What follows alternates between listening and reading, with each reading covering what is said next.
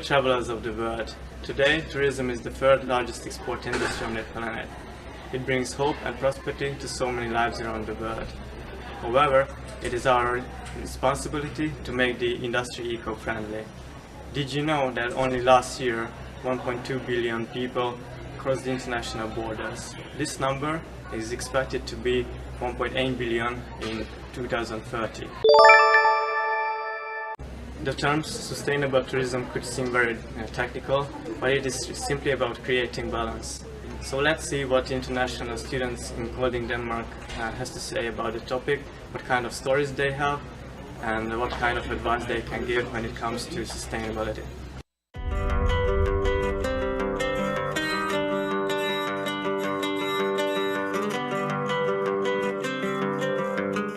I think everybody has the choice to decide how he wants to travel and what he's going to do during his journey in whatever country he goes to.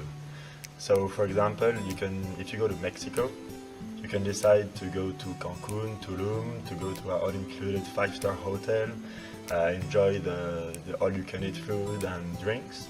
Or you can decide to just go on a real adventure, run to the jungle, camp, meet locals, eat street food, and decide to really try to understand what's really going there. You have to be curious about it, live the moment.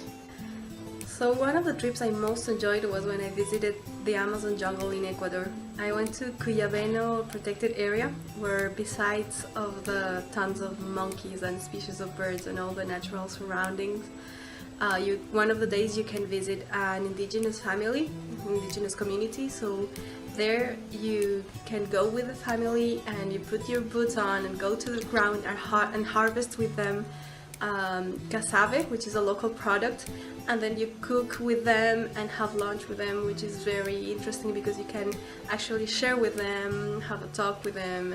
So we were traveling in Chiapas at the border of Guatemala, in a small village called Lagunas de Montebello, and it was totally off season, so there was no facilities, it was night, there's no restaurants, no grocery shops, no hostels, nothing. Then you go and meet the shaman of the community, which is very interesting because it's not at all like a show as many holidays do, but he's there all authentic with his traditional clothes, and he's only explaining all their cosmovision of the world and how the rituals work. And so the only option we had was to knock at people's door. So, and to ask them for some food and eat with them at their place. And so we found some place to eat finally, and we met this young guy who used to work in the States, in the fields, before the election of the new American president. And so with the actual situation, he can't work there anymore. So we offered him to become our sort of tourist guide in this village.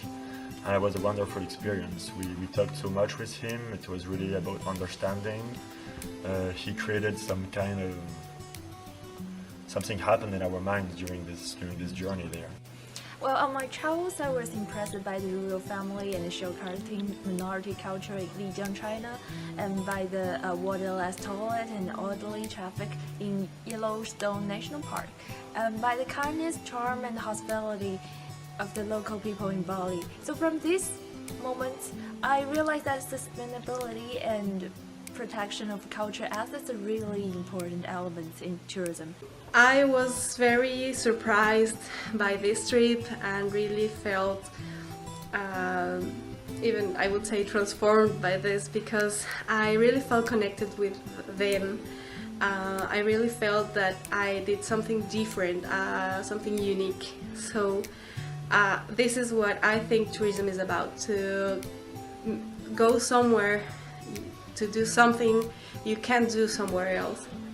So this is what is really enriching you as a traveler, and that what makes it sustainable is to empower the locals and to make sure that the money you invest in your trip gets to them. And this is what I think tourism should be about.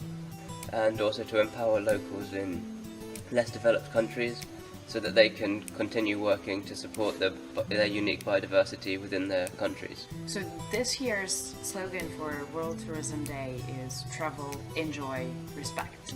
And if we think a bit more and more in depth about these 3 words, we can realize something, some really important message behind it. And that is to enjoy our traveling to the fullest, but have some kind of sustainable and environmentally behavior in the back of our mind when doing that.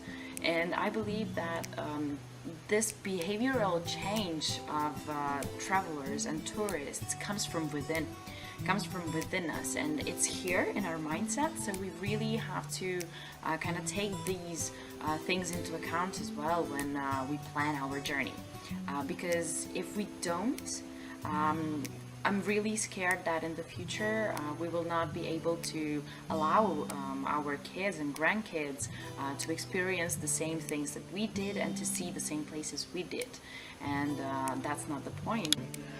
And so I think that it's a more interesting and more adventurous way of seeing traveling, to just go someplace and don't go to your 5-star, get out of your comfort, of your routine, and try to really understand what's going on there. So I believe our next generation can also see these wonderful areas that we can see today. So think about sustainable tourism. We try to connect with the destination itself and be present. So if you want to really have an impact and understand what's going on there, stay longer. Don't go there for a weekend to enjoy the beaches.